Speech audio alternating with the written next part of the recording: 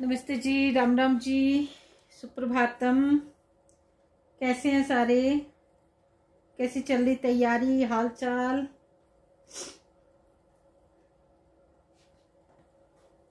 Ratio analysis में profitability ratio हमने start की थी।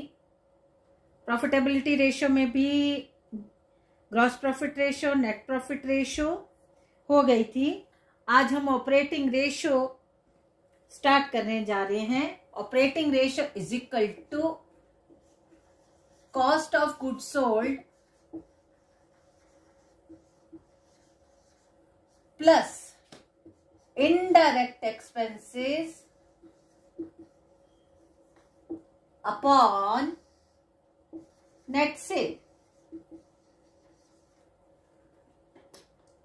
Cost of goods sold, opening stock plus closing plus purchases minus purchase return plus direct expenses minus closing stock is equal to cost of goods sold. और indirect expenses, जो profit and loss account में indirect expenses रहते हैं, office expenses जिसको administrative expenses भी बोलते हैं, और सेलिंग एंड डिस्ट्रीब्यूशन एक्सपेंसेस, इन सभी को मिलाने के बाद डिवाइडेड बाय नेट सेल, तो हम ऑपरेटिंग रेशो इनटू 100 परसेंटेज में आती है, into 100 we can get ratio of operating expenses. ये रेशो जितनी कम रहे, lower the operating ratio better it is. जितने मतलब हमने इतनी सेल लेने के लिए, इतनी सेल करने के लिए हमने कितना खर्च किया, और जितना खर्च कम करते हैं उतना हमारा प्रॉफिट इंक्रीज होता है। इसलिए इसको प्रॉफिटेबिलिटी रेशो में हम लेते हैं। ऑपरेटिंग रेशो क्या मापती है, क्या इसका दिखाती है? Efficiency and profitability of the business firm. कितनी एफिशिएंटली हमने अपने एक्सपेंसेस को कट शॉर्ट किया और हमने कितना अपना प्रॉफिट को इंक्रीज किया, तो ये ऑपरेटिंग रेशो ये हमें बताती है। तो क्वेश्चन हम चलेंगे ऑपरेटिंग रेशो का। Question number 64। क्वेश्चन नंबर 64 में सेल दी है, कॉस्ट ऑफ गुड्स सोल्ड है, ऑपरेटिंग एक्सपेंसेस है, सेल रिटर्न है। ऑपरेटिंग रेशियो हमने कैलकुलेट करनी है। इसी फॉर्मूला में हम वैल्यूज पुट करेंगे। 2,50,000 हमारी कॉस्ट ऑफ गुड्स सोल्ड है। At operate indirect expenses they have given, operating expenses and indirect expenses 50,000 divided by sale minus sale return. Sales 4 lakh minus sale return 4,20,000, sale return 20,000, 3 lakh upon 4 lakh into 100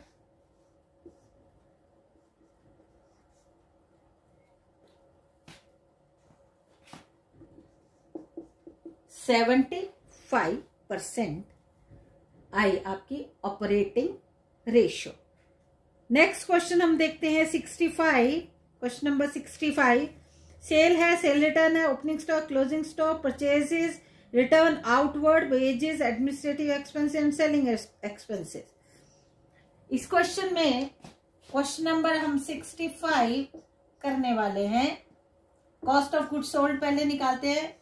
cost of goods sold is equal to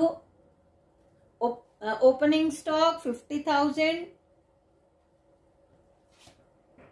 opening stock plus purchases minus purchase return plus wages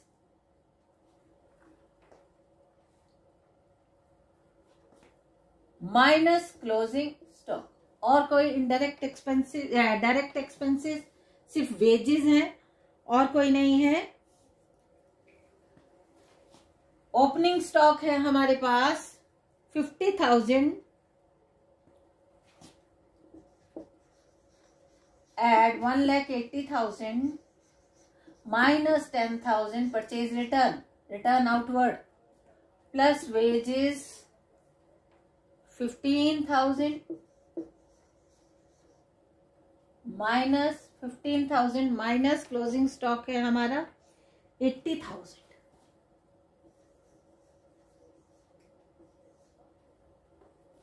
plus वालों का कर लो इकट्ठा, 2,30,000, 2,45,000 minus 90,000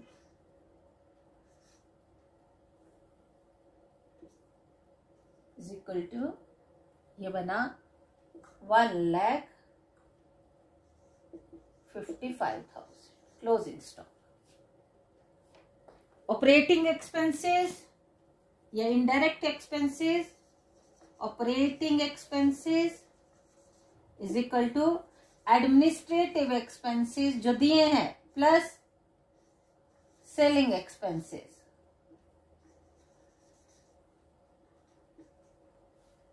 administrative expenses 12,000, selling and distribution 18,000, 30,000। Operating ratio is equal to cost of goods sold plus indirect expenses upon net sale, sale minus sale return. Cost of goods sold 1,55,000 plus 30,000, sale 4,20,000, sale return 20,000, 4,20,000 minus 20,000,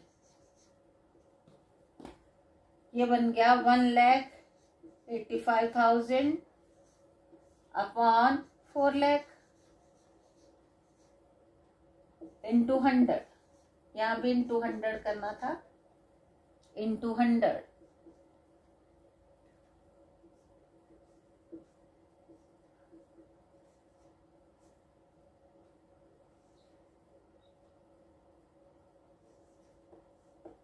46.25%, 46.25% ये आया आपका operating ratio. क्या किया हमने इस question में, question number 65, इसमें क्या क्या दिया है, सेल दी है, सेल रिटर्न दी है, ऑपरेटिंग एक्सपेंस ओपनिंग स्टॉक दिया है, परचेजेस दी है, परचेज रिटर्न दी है, डायरेक्ट एक्सपेंसेस में वेजेस दी है और क्लोजिंग स्टॉक दिया है।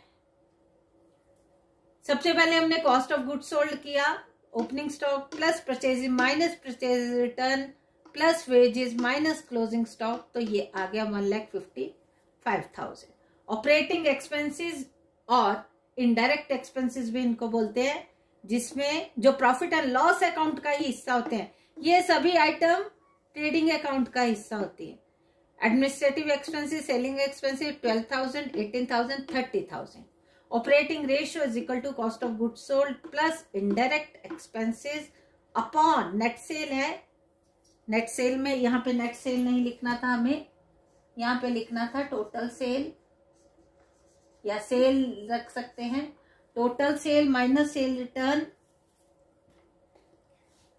इंटू 100, तो ये आया हमारा, ये आया 1,85,000 अपॉन 4 लाख इंटू 100, 46.25%। ये हमारी आई ऑपरेटिंग रेशियो। नेक्स्ट हम चल रहे हैं रिटर्न ऑन इन्वेस्टमेंट, बहुत इंपॉर्टेंट है रिटर्न ऑन इन्वेस्टमेंट रेशियो।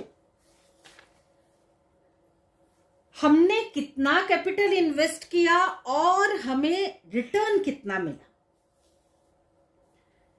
इसमें हम ये देखते हैं रिटर्न ऑन इन्वेस्टमेंट, मतलब कितना कैपिटल एम्प्लॉय किया, कितना कैपिटल लगाया और बदले में हमें कितना रिटर्न मिला।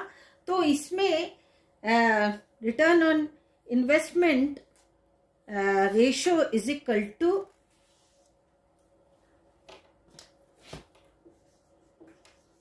Return on investment is equal to, ध्यान देना है अब, profit before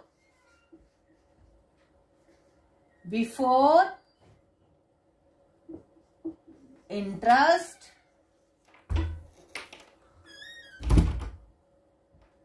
profit before interest, comma, ध्यान देना है, टैक्स एंड डिविडेंड। डिविडेंड भी किसको? प्रेफरेंस शेयर होल्डर्स को डिविडेंड, टैक्स और इंटरेस्ट देने से पहले कितना प्रॉफिट है, डिवाइडेड बाय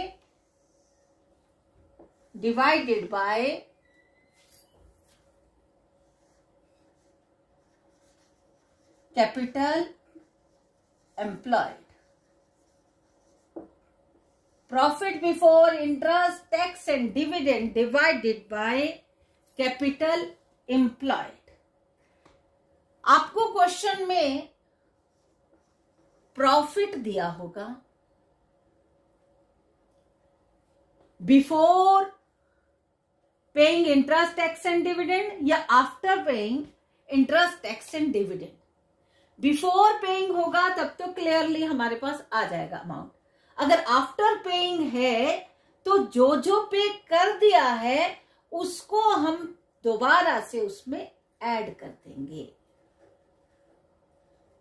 मतलब हमने प्रॉफिट कौन सा देना है कि इंटरेस्ट देने से पहले, टैक्स देने से पहले और डिविडेंड पे करने से पहले। अगर पे कर दिया है तो उसको हमने उसमें ऐड कर देना है। Profit before interest and taxes and dividend. Second है कैपिटल एम्प्लॉयड। कैपिटल एम्प्लॉय कैसे निकालते हैं? कैपिटल, इसमें इक्विटी शेयर कैपिटल और प्रेफरेंस शेयर कैपिटल आ जाते हैं, plus reserve plus profit plus long term loans minus fictitious assets, preliminary expenses, discount on issue of shares, जैसे ऐसे। Capital employed is equal to capital plus reserves and surpluses plus long term liability minus fictitious assets minus non-operating assets like investment made outside the business। Second इसका method और है fixed assets minus current plus current assets minus current liability. किसी भी तरह से आप निकाल सकते हो। Capital employed is equal to capital, both capital, reserve में प्रॉफिट भी आता है, रिजर्व एंड सरप्लसेस में ये प्रॉफिट आए, long term loans minus fictitious assets. Return on investment क्या बोलती है? ओवरऑल परफॉर्मेंस बिजनेस की बताती है। It measures how efficiently the capital employed in the business is being used. कितने अच्छे से हम इस कैपिटल का यूज कर सकते हैं और कर रहे हैं, और हमें रिटर्न कितना मिल रहा है ये हमें बताती है। तो हम रिटर्न ऑन इन्वेस्टमेंट का देखते हैं question number 67। Question number 67, return on investment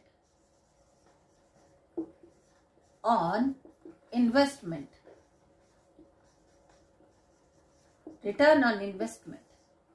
इस क्वेश्चन में इक्विटी शेयर कैपिटल दिया, रिजर्व दिया, profit for the year, bank overdraft, trade creditors, land and building, plant and machinery, stock, debtors and cash. तो return, अगर हमें asset side में fictitious assets हो तो उनको कंसीडर करना पड़ता है। तो capital employed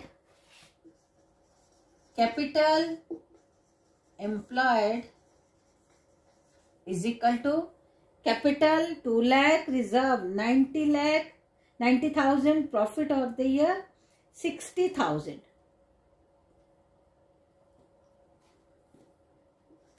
2 lakh plus 90,000 plus 60,000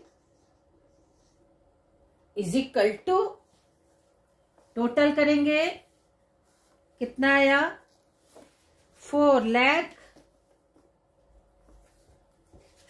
2,90,000, 3,50,000।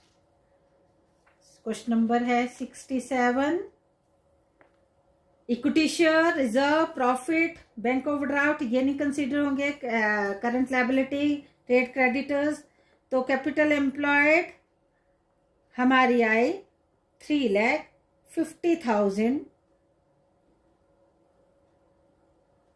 और प्रॉफिट आया हमारा 60,000। ये आ गया 3,50,000।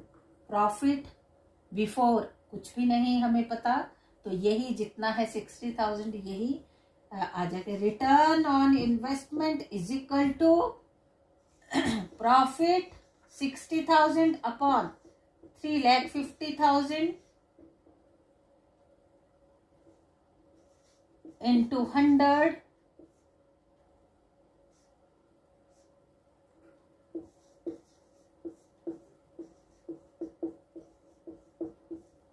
5207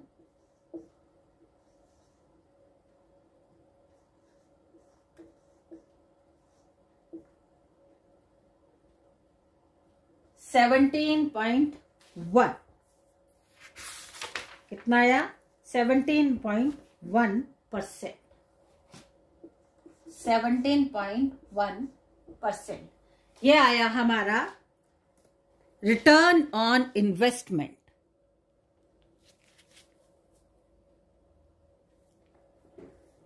return on investment. Next question चलेंगे। पिछले क्वेश्चन में बिल्कुल सिंपल था, ऐसा कोई हिडन नहीं था, इक्विटी शेयर, प्रेफरेंस, रिजर्व और प्रॉफिट।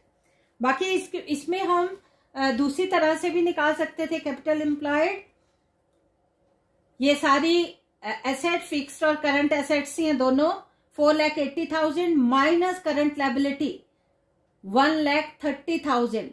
तो 4,80,000 माइनस 1,30,000 और 3,50,000 ऐसे भी कैपिटल एम्प्लॉयड आ गया।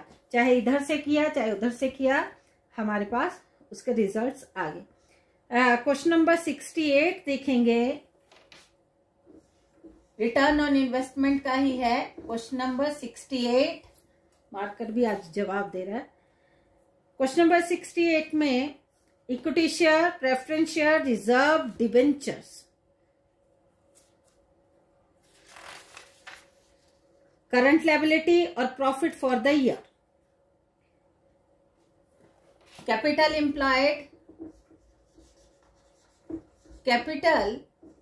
Employed, is equal to equity shares plus preference shares plus debentures plus reserves plus profit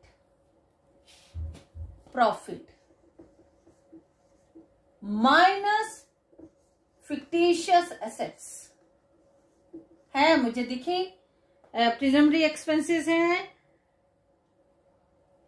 इसको हमने लेस करना है। तो हमारे पास देखेंगे क्या क्या है। इक्विटी शेयर है 1,50,000, 1,50,000 के इक्विटी शेयर्स। प्रेफरेंस शेयर मैं नीचे को लिखती हूँ ताकि ऐड करने में मुझे थोड़ा आसानी रहे। Preference share 80,000, preference shares, equity shares. Reserves है 25,000, reserves 25,000। 15% debentures 1 lakh, 1 lakh debentures. Next profit for the year 65,000, profit 65,000। इसको टोटल करेंगे 0 0 0 0, 10 11 21 22, 4,20,000 minus preliminary expenses and underwriting commission less fictitious assets 10,000 less underwriting commission। ये है preliminary expenses, ये underwriting commission, ये दोनों ही fictitious assets है। तो ये बच गया total 4 lakh. Capital employed 4 lakh. अब हमने अच्छा दूसरी तरफ से भी हम करके देख लेते हैं एक बार। फिक्स एसेट्स हैं हमारी 3,40,000, करंट एसेट 2,80,000। ठीक है ना जी। ये बन गया 5,80,000 माइनस 1,80,000 करंट लायबिलिटी, तो वो 5,80,000 माइनस 1,80,000 4 लाख कैपिटल एम्प्लॉयड ऐसे भी निकल गया। तो अब हमने प्रॉफिट बिफोर, ये हमें दिया है question profit for the year. अब ध्यान से देखेंगे, साथ ही profit for the year, profit for the year था 65,000। अब यहां भी कुछ हिडन है, वो देखना है वो क्या चीज है, वो क्या चीज है, कहां से पता चलेगा। ये पता चलेगा डिबेंचर्स 15% डिबेंचर्स हैं। 15% डिबेंचर्स में वो जो पे किया होगा, ये देखो डिबेंचर है ना, डिबेंचर्स के साथ लिखा है 15%।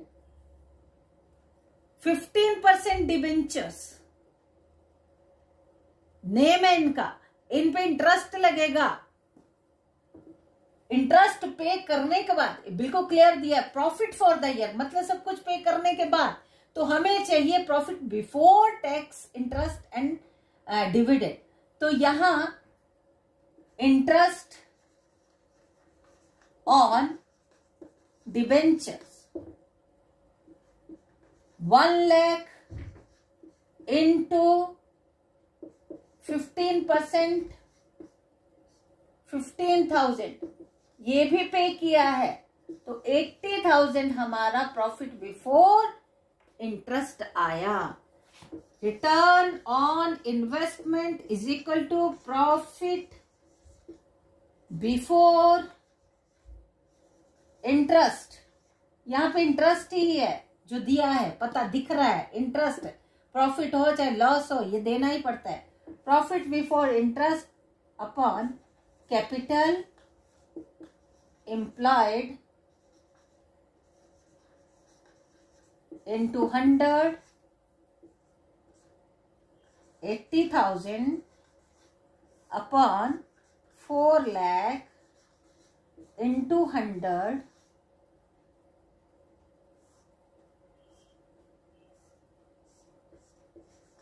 20% आपका क्या आ गया, रिटर्न ऑन इन्वेस्टमेंट आपकी आई 20%। क्या किया, कैपिटल एम्प्लॉयड निकालने के लिए चाहे equity shares plus preference share plus long term loans plus reserves plus profit minus fictitious assets, fictitious है ये, फिक्टिशियस एसेट्स, ये इक्विटी शेयर, ये प्रेफरेंस शेयर, ये रिजर्व्स, ये डिबेंचर, ये profit. 4,20,000 minus fictitious asset, preliminary expenses 10,000, underwriter commission 10,000, तो capital employed we got 4 lakh. On the other side, we have to calculate profit before interest and taxes. Profit before interest, ये आ गया। तो फिर हमने उसमें लगाया फॉर्मूला में profit before interest upon capital employed into 100, तो आपको वैल्यूज पुट करके आपकी आ गई 20% रिटर्न ऑन इन्वेस्टमेंट। जितना कैपिटल लगाई उसका 20% हमने प्राप्त भी कर लिया।